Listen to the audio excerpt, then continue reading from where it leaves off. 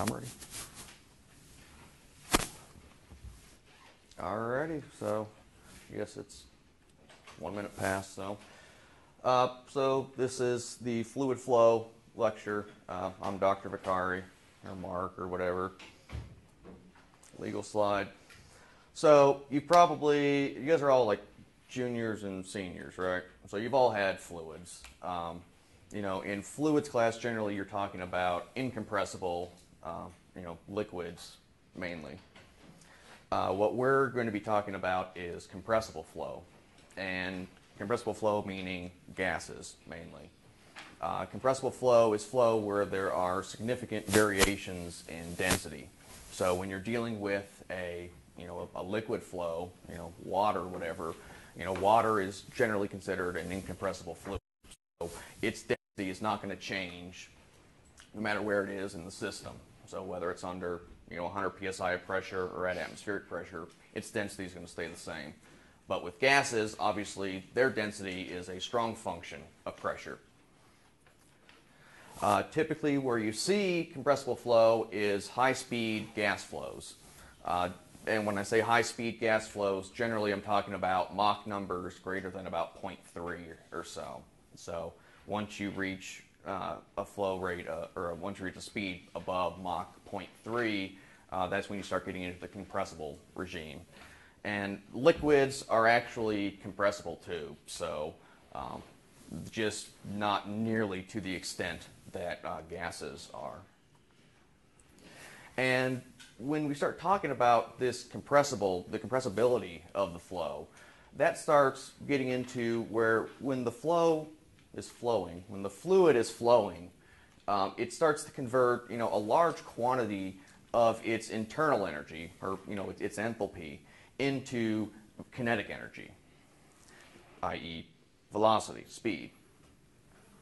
And what can actually happen is that the flow can become choked, i.e. it's flowing at its sonic velocity. It's flowing at the speed of sound. And for most flows, that's the maximum flow rate. That's the maximum speed that the fluid can flow. So why study compressible flow? Well, since John Zink is a combustion company, I'm going to give petroleum-related examples. Well, in refineries, they have systems called flares, and you guys will learn about that later in the course. And if there's some sort of emergency in the refinery, and they have to get rid of all of the gasoline, all the various components that they're processing in the plant, they can't just say go away. They have to get rid of it, and the way they get rid of it is they burn it. So they burn it off in a flare. So a flare is basically an emergency relief valve for the plant. And the problem is that you think of how big a refinery is, so you think of how much fluid has to be in the refinery at any one given time, and if they have to get rid of all of that all at once, you can expect some pretty high flow rates. And the effect of that is that the flow in the flare headers from the process vessels up into the flare, you can see significant pressure, so some significant pressures that form. And therefore, you start getting into that compressible regime, and you have to start considering compressible flow. Another example is in burners, just process burners. This is just a picture of a couple of our process burners and a heater. The fuel, the natural gas that's being burned, is typically under 20, 30 psi of pressure, and when it goes across that gas tip orifice, it's exhausting into what is essentially atmospheric pressure. So again, that's a compressible flow through an orifice, and basically where the gas comes out are those little gas tips, and these are just a couple of examples of different styles of gas tips that we use. And typically we'll choose the type of gas tip to use based on the application and what type of burner it's being used in. So I talked about sonic velocity. Well, it's the speed of sound. Well, it's the speed of sound through a medium, whether that be through a gas, a liquid, or even a solid. Solids have speeds of sound too. And more of a scientific-y kind of definition is the speed at which small pressure disturbances travel. So, my voice is a small pressure disturbance on the order of, a couple of pascals, and that pressure disturbance is traveling through the air in this room, or to either the microphone or to your guys' ears, which are then interpreting it as sound. We give this the letter C. We call C the speed of sound, and it's defined as the partial derivative of pressure with respect to density at constant entropy raised to the 1/2 power. And for solids and liquids, this is also equal to del P del rho at constant temperature raised to the 1/2 power. For an ideal gas, this just simply simplifies down to the square root of gamma RT, where R is the specific gas constant, so the universal gas constant over the molecular weight, and gamma is the ratio of specific heats, so Cp over Cv. And in some textbooks, they call gamma K. I typically use, and we typically use gamma to represent the ratio of specific heats, but especially for you MEs out there, if you take the gas turbines class that TU offers, I think they use K for the ratio of specific heats. So just something to be aware of. So some values of gamma or K for some common gases.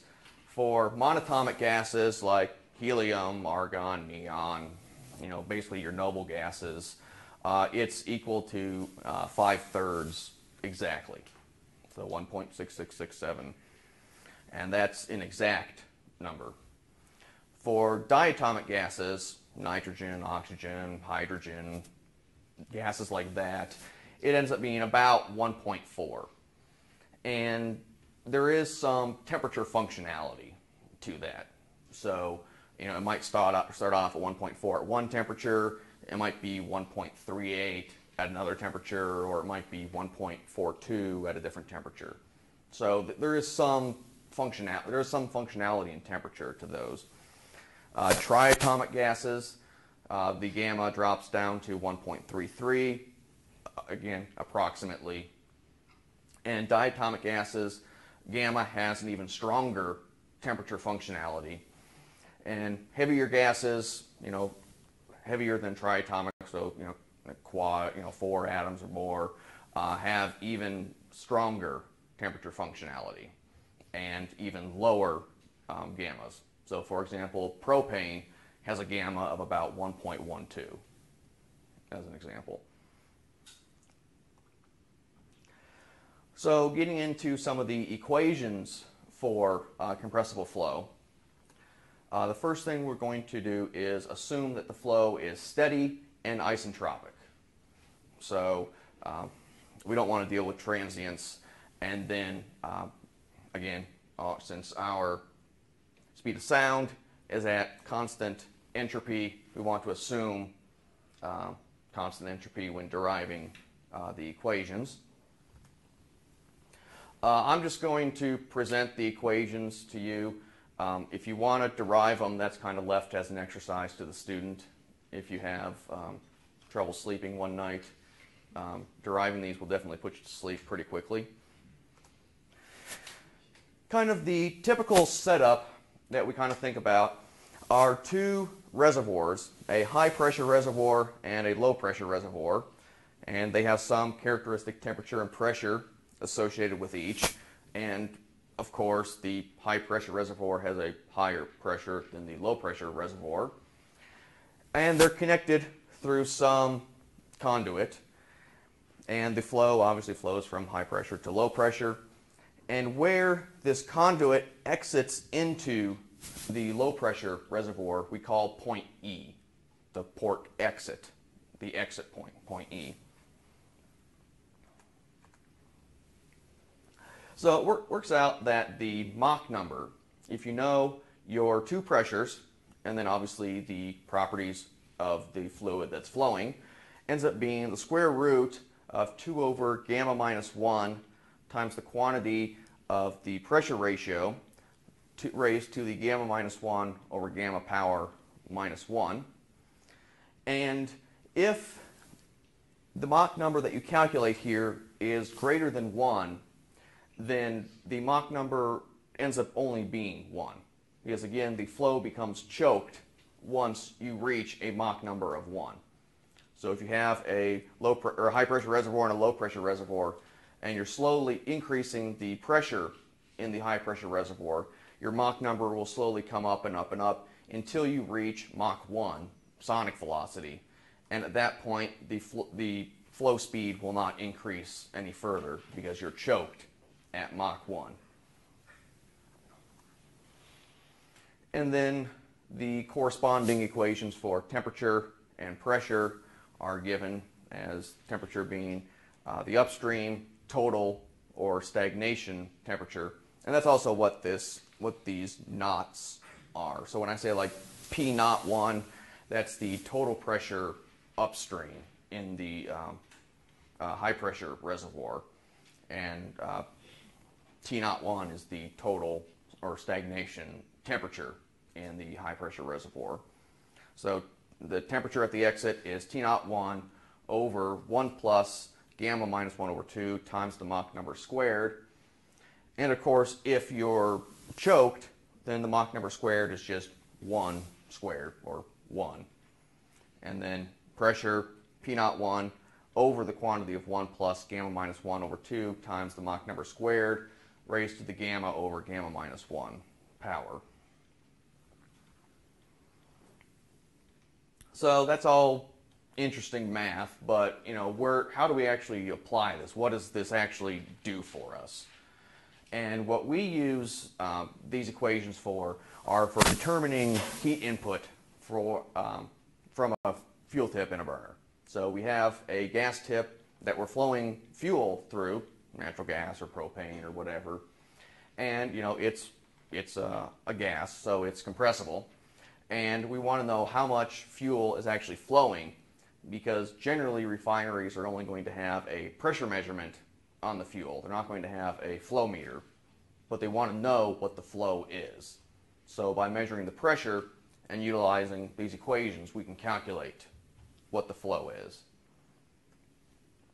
So the amount of heat, the heat input that we're inputting through a given gas port tip, is just simply the fuel flow rate, pounds per hour, kilograms per second, or whatever crazy units you want to use, times the heating value.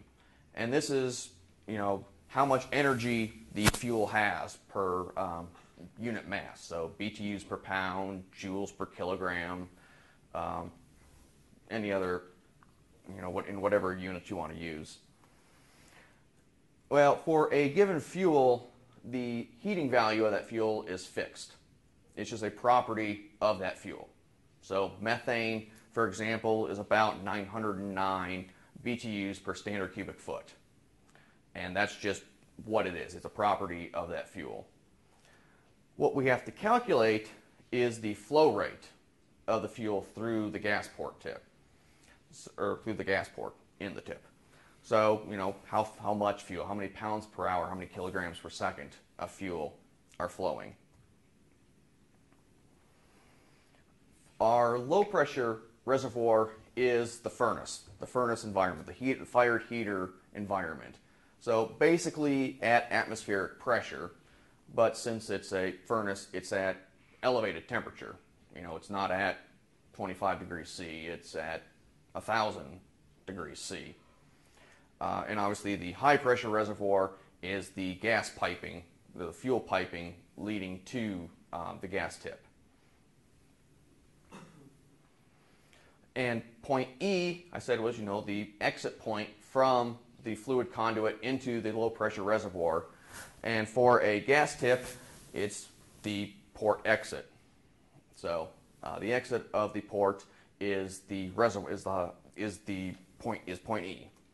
The high pressure reservoir is, like I mentioned, just the fuel piping.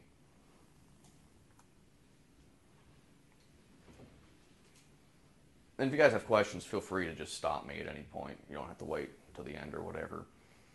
So from continuity, the mass flow rate of fuel is just the density of the fuel times its velocity times the area through which it's flowing. And these are all evaluated at the port exit. So it's rho sub E, velocity sub E times area sub E. Well, let's just assume that the gas is an ideal gas. So the density is just P over RT.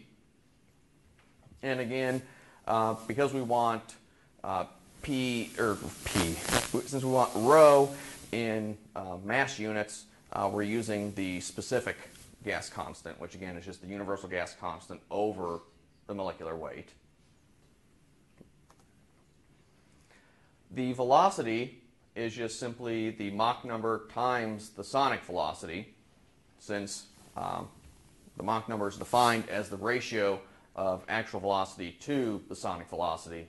So solving for the actual velocity is just Mach number times the sonic velocity. And the sonic velocity is just the square root of gamma RT. So if we substitute equations 2, 3, and 4 into equation 1, we find that the overall equation for the mass flow rate being P over RT times the Mach number times the square root of gamma RT times the area. And again, all of the quantities in that equation are being evaluated at the port exit, so at point E.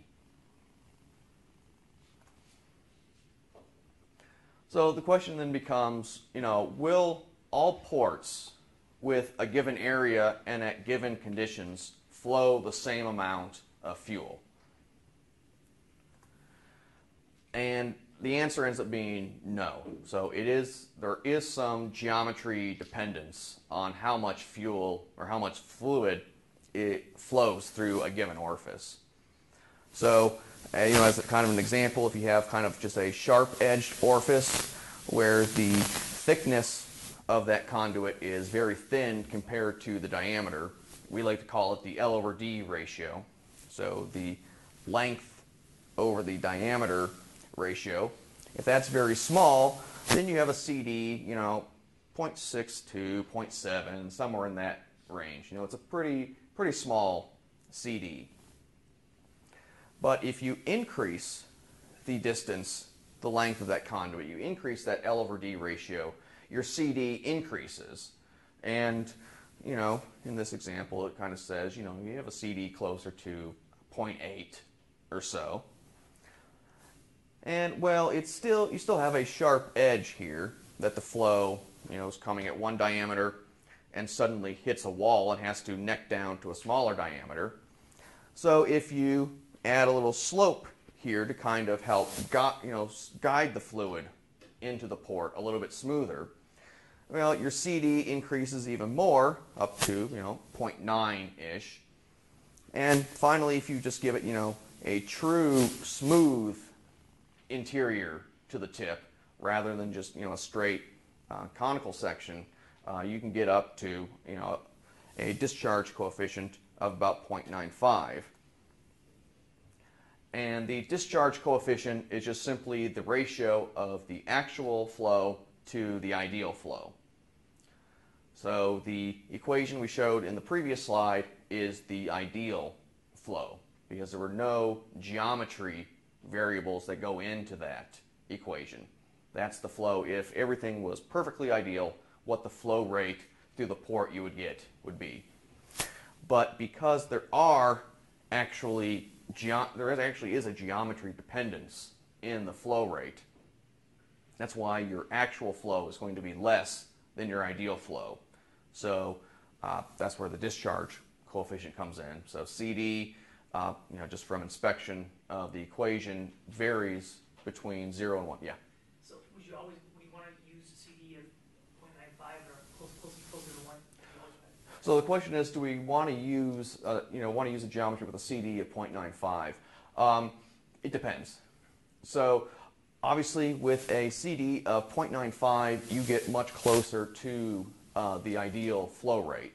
But the disadvantage is, well, how are you going to machine that? That's going to take some serious machining. And if you already have natural gas at 50 psi, but you only need 30 psi to get the flow rate with maybe a CD of 0.8 or 0.7, it doesn't really make sense to go in and get that extra bit of CD lifting. So the answer is no, we don't use special machine tips or anything.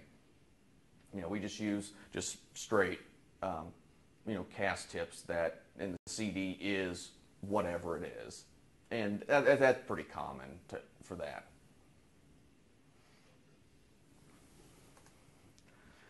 And again, looking at the equation, the actual flow over the ideal flow, that just simply modifies the equation from a couple of slides ago. So the mass flow rate through the port is just the discharge coefficient times that big long equation for the ideal flow.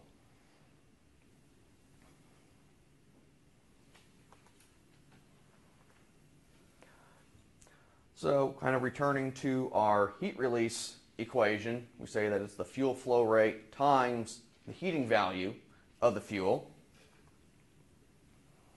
Well, now we have the equation for the mass flow rate of the fuel. And again, the heating value is fixed for a given fuel. So now we can solve for what the heat input rate is.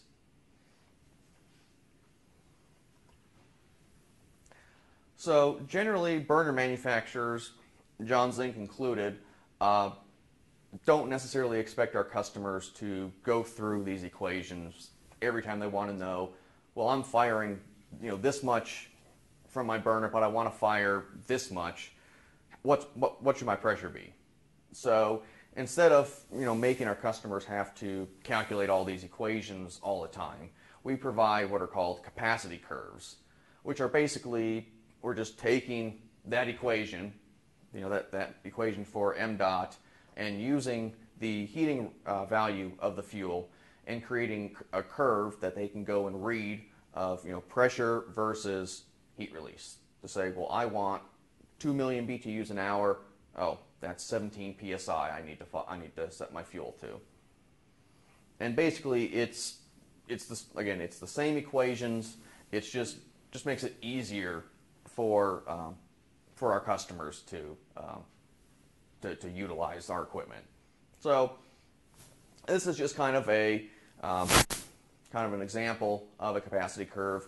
Again, the x-axis is fuel pressure, and the y-axis is heat release in MMBTU per hour, where that is, of course, just million BTU an hour.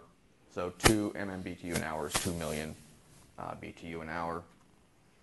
And if you want to fire 5 million BTU an hour, just go to 5, read over to the curve, and then read down to get your pressure.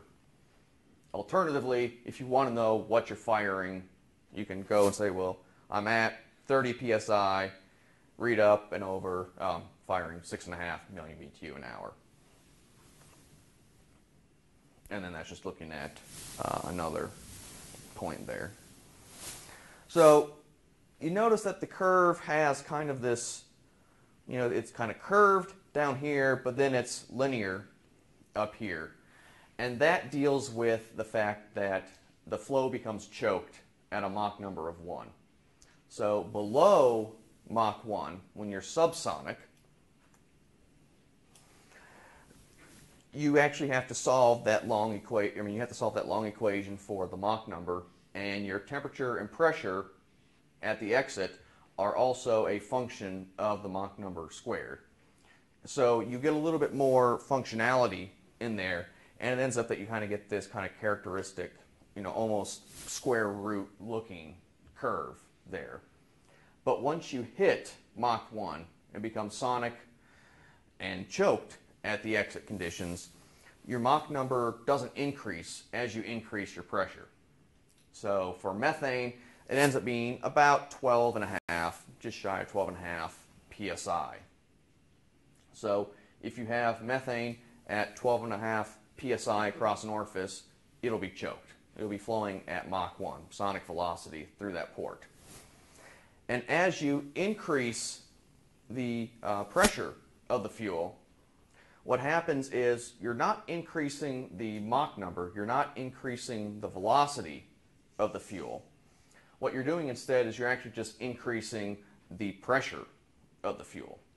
So the pressure of the fuel is actually, or not the pressure, the density of the fuel. The density of the fuel is going up.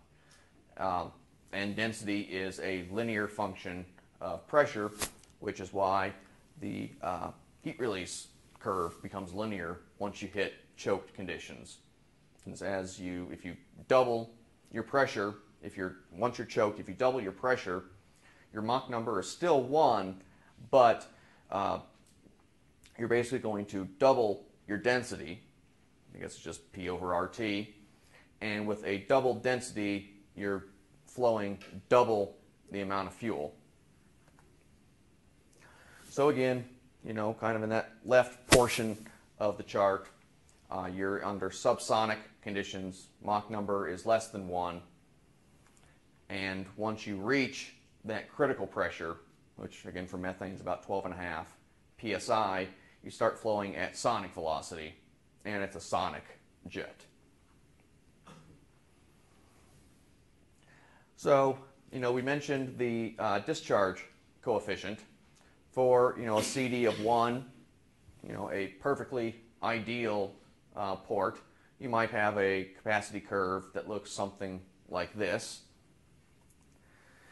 And for CDs that are less than 1, as you can remember that the CD has to always be less than or equal to 1, the curve is just shifted down, or just multiplied by the CD. So at any point along the CD of 0.8 curve, the value is 0.8 times the value of the CD equals 1 curve. And then for different fuels, obviously propane has a lot more energy than methane.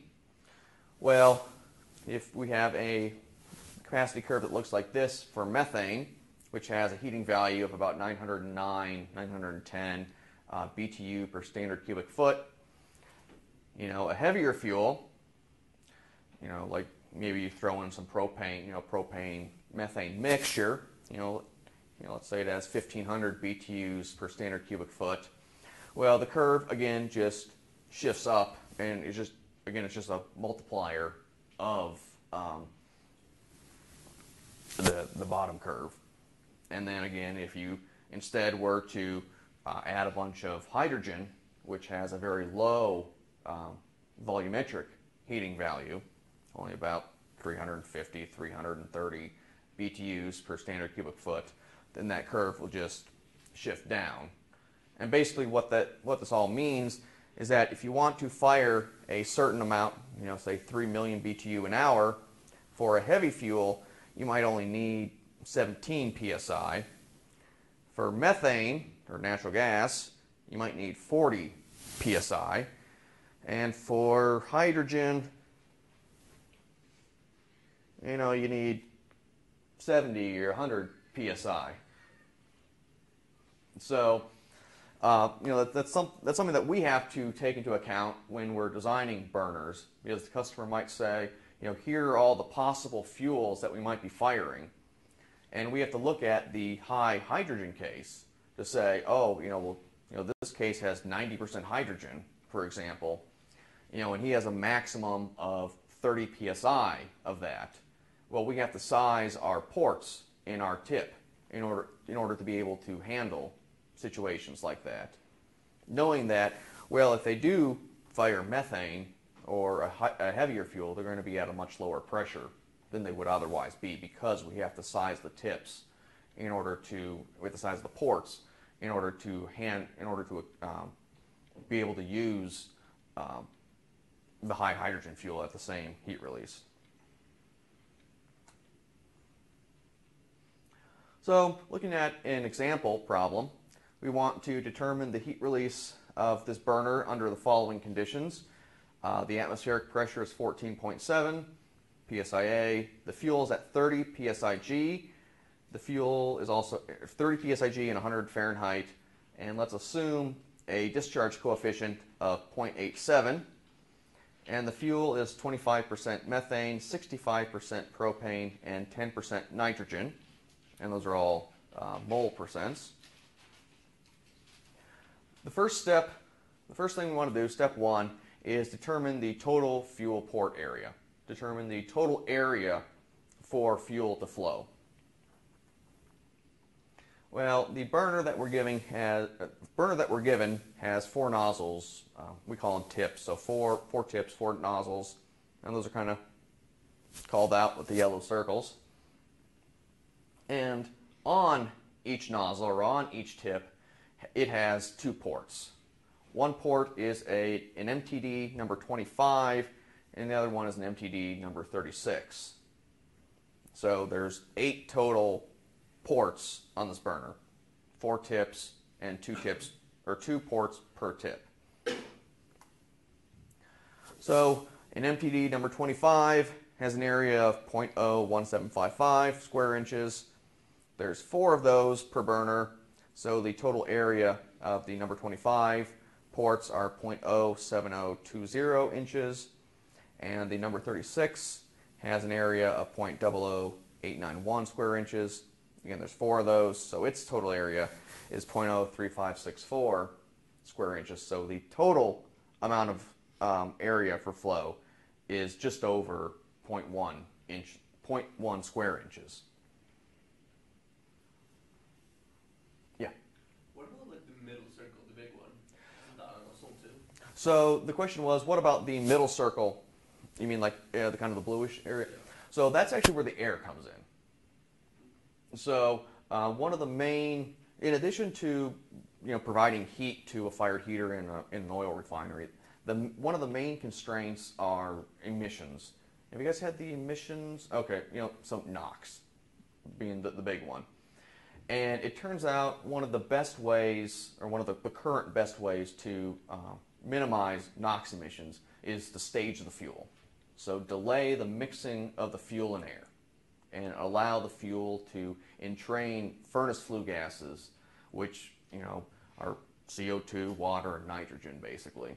So you kind of inert it out so that the flame temperature, the temperature that the flame burns at, is lower and produces less NOx.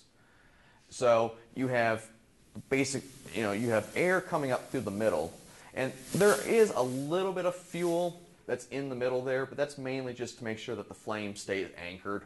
It's just an anchoring amount of fuel. But the ports that are around that are the main firing ports. They're the ones that have the main fuel coming out of. But yeah, it's just air going through there. And if you work it out, it ends up being it's like 20x the amount of air that you need to burn like propane. I forget the exact number. So you think of how much fuel is flowing. Well, 20 times that is the amount of air that you have to flow in order to fully combust that fuel. So step 2 and 3 and 4 are starting to get into calculate the fuel's properties. So let's start out with the heat capacity ratio. And if we look at plots for the heat capacity ratio gamma, or actually these guys are labeled in K. So again, remember I said that some books call the heat capacity ratio K, some books call it gamma. These particular charts call it K. We said that the fuel was at 100 degrees Fahrenheit. So you just say 100 degrees Fahrenheit, and you just read up to what the heat capacity ratio is. And for methane, it ends up being about 1.29, for propane 1.12, and for nitrogen 1.40. So the equation for mixing the heat capacity ratio is given by the sum over I of the mole fraction of the ith component times gamma I over gamma I minus 1 over the sum of yi over gamma I minus 1. And if you want to have some real fun, derive that equation. That's a fun derivation. So again, the ratios from the previous slide. So plugging those numbers into this equation and solving for the mixture heat capacity ratio, we find that our fuel has a heat capacity ratio of 1.15.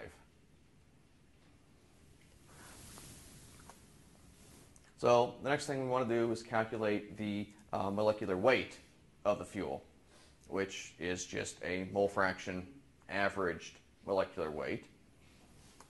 Well, methane's molecular weight is 16.05, propane is 44.11, and nitrogen is just 28.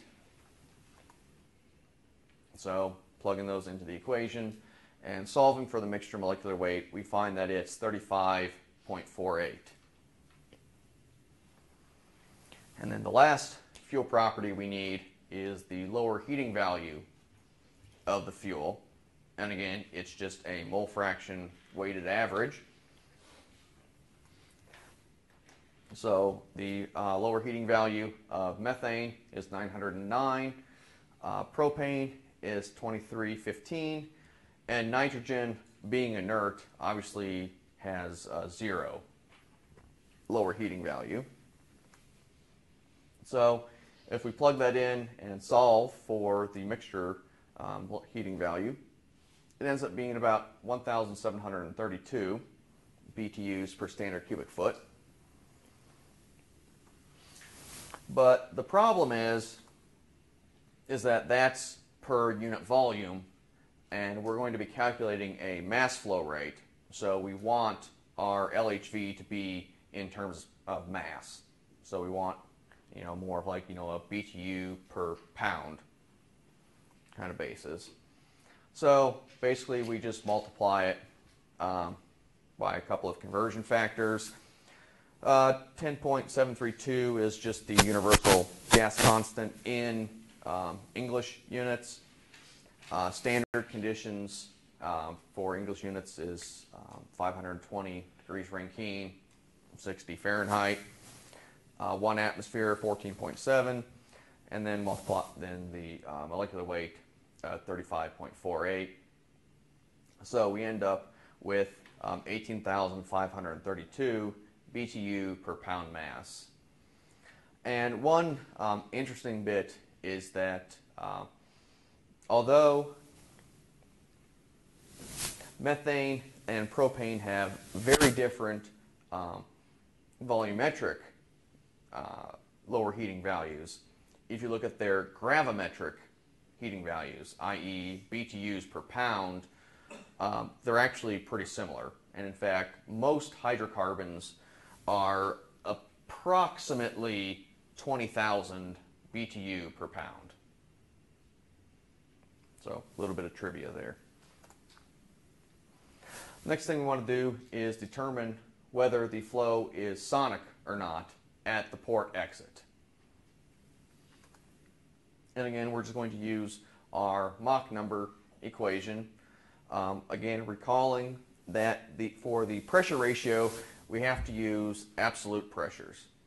So we said that the fuel was at 30 psi-G, so we have to take that plus the 14.7 atmospheric pressure to get the 44.7 psi-A, and then divide it by the downstream pressure, P2, which is just atmospheric, so 14.7. And when you calculate that out, you end up with 1.44, which, since that is greater than 1, that means that the flow is going to be choked through this port. so the Mach number is just 1, and so the flow is sonic. So for steps 6 and 7, we want to determine the other state variables at the port exit, so pressure and temperature. So for step 6, we're looking at the static pressure, or excuse me, static temperature at the port exit. And just the equation to remind you, substituting in the values here, we find that the temperature ends up being 521 degrees Rankine. So although the fuel goes in at 560 Rankine, 100 degrees Fahrenheit, because it's being accelerated in that port, it actually converts some of its internal energy, its enthalpy, into kinetic energy. So its temperature goes down, which is why your temperature goes down to 521 degrees Rankine. And similarly, for the pressure at the port exit, you have your port pressure equation. Plugging in the numbers, you end up with a pressure of 25.7 psia at the port exit.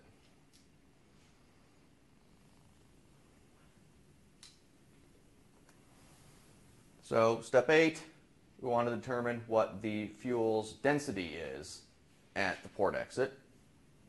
And density is, of course, just P over RT. So the density, just 25.7 psia. And we have to throw in 144 square inch per square foot conversion factor to get the units to all work out. And we end up with a density of 0.163 pounds per cubic foot.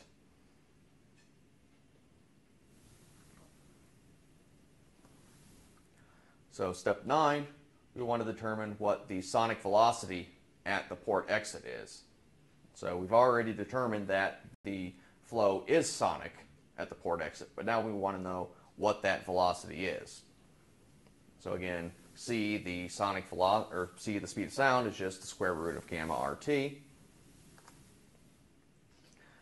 So plugging in our values, and again, adding a conversion factor of g sub c, we end up with a sonic velocity of 916 feet per second.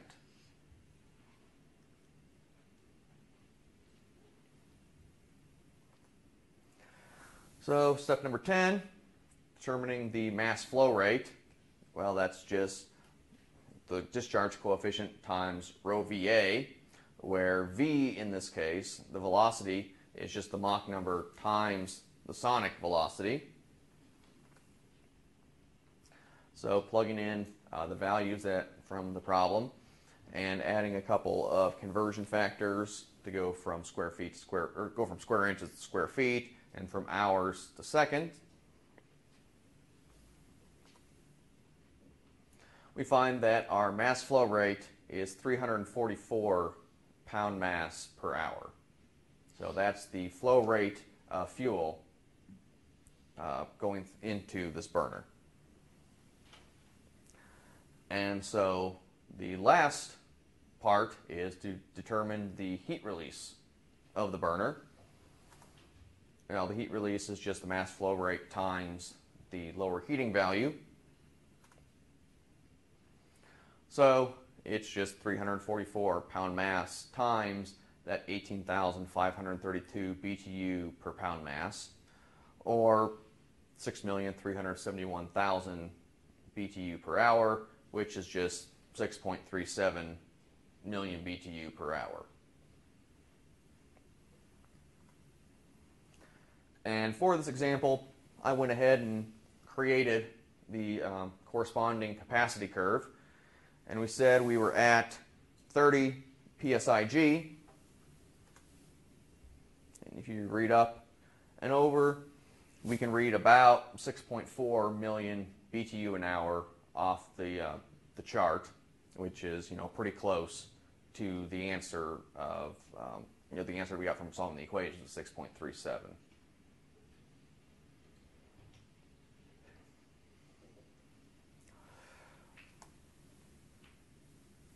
So any questions on I that? have one. Yeah. So you know you said how methane reaches sonic velocity, so Mach 1, Mm-hmm. at a pressure of 12 psig. Right. Does that mean with like enough pressure to for a car tire you can reach sonic velocity? Right. So if you, yeah. So if your tires are at, 30 psig, if you if you press the little stem to let the air out, yeah, it's going at Mach 1 through, but it's Mach 1 through the restriction port. So, you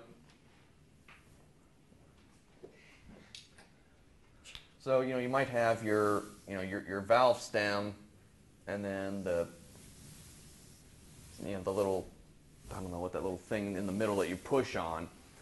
Well, depending on the geometry up in here, your restriction might be there. So while it might be going at Mach 1 through that restriction, because this area is larger than that area, it's going to decelerate and is not going to be flowing at Mach 1 out of the stem.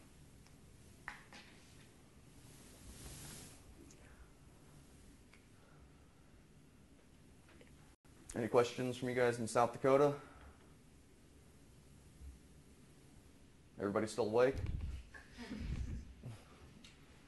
I see some people shaking their head no, but that's okay. Homework. Yay.